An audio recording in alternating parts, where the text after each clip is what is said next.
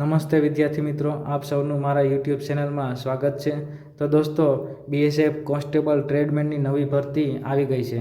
તેની મિનિમમ લાયકાતની વાત કરીએ તો 10 પાસ, ખાલી 10 પાસ હોય તો એપ્લાય કરી શકીએ છીએ। અને કુલ જગ્યા 3588 છે, જગ્યા પણ સારી છે। અને 21,700 થી 69,100 પગાર છે। અને પોસ્ટનું નામ જોઈએ તો કોન્સ્ટેબલ ટ્રેડમેનમાં ભરતી છે।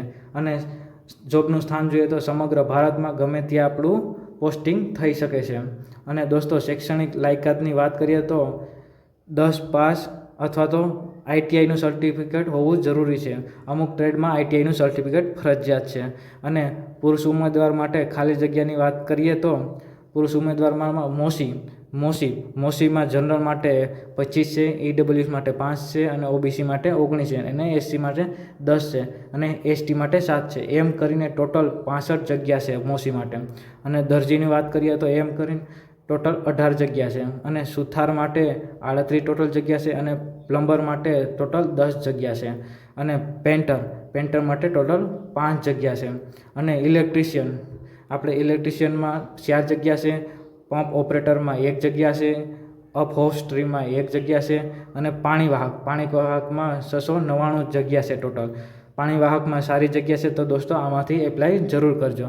અને વોશરમેનમાં 320 જગ્યા છે ટોટલ, તેમાં પણ જગ્યા સારી છે। વાણંદમાં ટોટલ 115 જગ્યા છે, અને સફાઈ કામદારમાં 652 જગ્યા છે, આમાં પણ અપ્લાય કરજો। અને આપણે વેટરની વાત કરીએ તો વેટરમાં ટોટલ 13 જગ્યા છે। અને મહિલા ઉમેદવારની વાત કરીએ તો ટોટલ મોસીમાં આપણે ટોટલ 2 જગ્યા છે। અને દરજીમાં 1 જગ્યા છે, અને પાણી વાહકમાં 38 જગ્યા છે, અને વોશરમેનમાં 17 જગ્યા છે, અને વાણંદમાં 6 જગ્યા છે। અને સફાઈ કામદારની વાત કરીએ તો 35 જગ્યા છે। રસોઈમાં 82 જગ્યા છે। રસોઈ કામ આવડતું હોય, લેડીઝને તો આવડતું હોય, તેમાં પણ એપ્લાય કરજો। 82 જગ્યા લેડીઝ માટે છે। અને ટોટલ જગ્યા એમ કરીને 3588 છે, એમાંથી 3406 પુરુષ ઉમેદવાર માટે જગ્યા છે, અને 182 મહિલા ઉમેદવાર માટે જગ્યા ખાલી છે।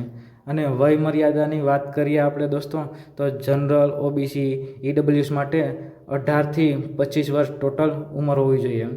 અને એસસી એસટી અનામત માટે 5 વર્ષની છૂટછાટ આપણે આપેલી છે।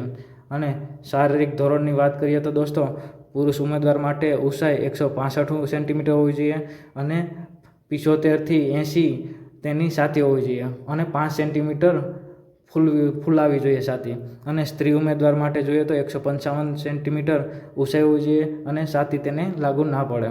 અને અરજી ફીની વાત કરીએ તો દોસ્તો અરજી ફીમાં જનરલ, ઓબીસી, ઈડબ્લ્યુએસ માટે 100 રૂપિયા આપણે ભરવાના રહેશે। અને એસસી એસટી પીડબ્લ્યુડી મહિલા ઉમેદવાર માટે કોઈ પેમેન્ટ કરવાની રહેતી નથી, અને ઓનલાઈન ચૂકવવાના રહેશે। દોસ્તો, પ્રક્રિયાની વાત કરીએ, ભરતી પ્રક્રિયા કેવી રીતના થશે તેના માટે પહેલે તો આપણે 5 કિલોમીટર રનિંગ થશે, પછી હાઇટ, ઊંચાઈ, છાતી માટે જવાનું રહેશે। તેમાં પાસ ઉમેદવારને લેખિત પરીક્ષા માટે બોલાવવામાં આવશે। લેખિત પરીક્ષા પછી દસ્તાવેજની ચકાસણી કરવામાં આવશે। દસ્તાવેજની ચકાસણી પછી ફાઇનલ મેડિકલ પરીક્ષા થશે। મેડિકલ પરીક્ષા થઈ તો તેમાં પાસ થઈ જાય, ફાઇનલમાં આવી જશે। આપણે એક્ઝામ પેટર્નની વાત કરીએ તો દોસ્તો તેમાં જનરલ અવેરનેસના 25 પ્રશ્નો રહેશે, અને 25 ગુણ રહેશે। અને રિઝનિંગના 25 પ્રશ્નો રહેશે, અને 25 ગુણ રહેશે। અને ન્યુમેરિકલ એપ્ટિટ્યૂડના 25 પ્રશ્નો રહેશે, અને 25 ગુણ રહેશે। અને જે ટ્રેડ આપણે સિલેક્ટ કર્યું હોય તેના 25 પ્રશ્નો રહેશે, અને 25 ગુણ રહેશે। ટોટલ 100 માર્કનું પેપર છે, 100 પ્રશ્નો અને 100 માર્કનું પેપર છે। તો દોસ્તો, સમયની વાત કરીએ તો 2 કલાક સમય પણ સારો છે, અને એમસીક્યુ ટાઈપ પ્રશ્નો રહેશે, અને હિન્દી અને અંગ્રેજીમાં જ રહેશે, બીજી ભાષામાં કોઈ પેપર નહીં રહે।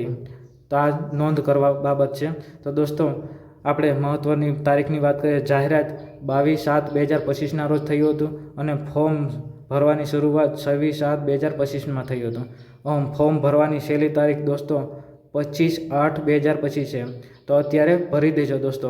લાસ્ટ 25/8/2025 છે। તો દોસ્તો, આપણે 5 કિલોમીટરનું રનિંગની તારીખ આવી નથી, પહેલાં રનિંગની તારીખ આવશે। 5 કિલોમીટર રનિંગ કરવાનું રહેશે, તેમાં પાસ થશે તેને જ એક્ઝામ દેવાની રહેશે। અને દોસ્તો એપ્લાયની વાત કરીએ તો આપણે ઓનલાઈન એપ્લાય કરવાનું છે. તેના માટે આપણે bsfgovernment.in એપ્લાય કરવાનું છે. કોઈ પણ પ્રશ્ન હોય તમારે તો દોસ્તો કોમેન્ટમાં લખજો, હું રિપ્લે જરૂર આપે. દોસ્તો તમને આ વિડીયો સારો લાગ્યો હોય તો લાઇક અને શેર જરૂર કરજો. ઓકે, થેન્ક યુ દોસ્તો.